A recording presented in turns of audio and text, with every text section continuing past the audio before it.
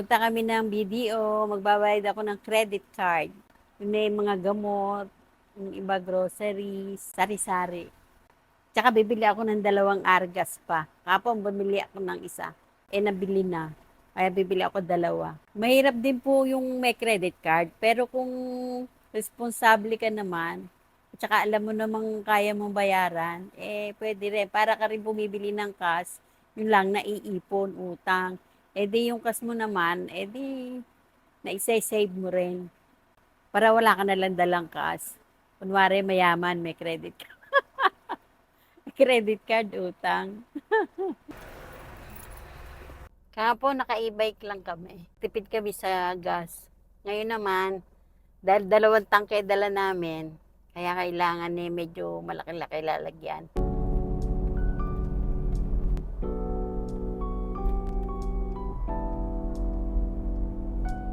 Ngayon pong naging senior na ako, parang gusto ko alis ng bahay. Gusto ko laging nakakasagap ng sariwang hangin, nakikitang kalikasan, yun ang gustong gusto ko talaga.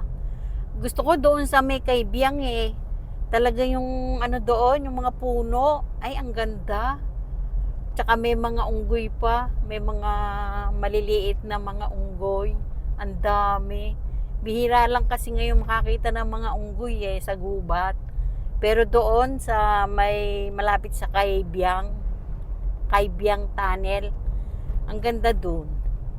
Kaya gusto kong laging naglalamierda.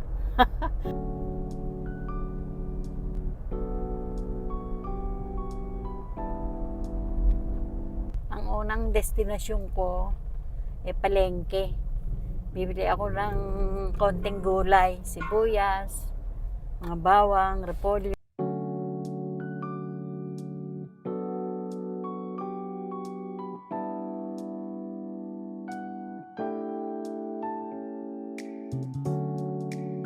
Nakapagbayad na po ako ng credit card ko. Solved na. Ngayon naman sa Emilus, mamimili ako ng konti. Yung mga ibang kulang.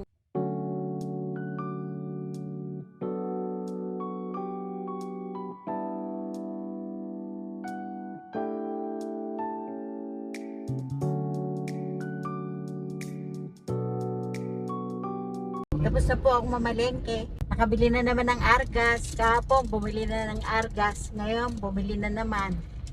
Baka bukas, bibili uli. Kasi mabiligas ngayon panay-panay luto ng mga tao. Magpapasalamat muna ako sa lahat ng mga walang sawang nanonood ng mga vlogs ko. Marami pong salamat sa inyo at Merry Christmas and Happy New Year. 2024 na, umabot pa tayo. Sana marami pang bagong taon na dumating sa buhay natin. Merry Christmas and a Happy New Year. Ito po, gumagawa na lang kami dishwashing para hindi na kami bibili. Kung saan tayo makakatipid, doon tayo. Diba? Why is, kailangan lagi tayong gumawa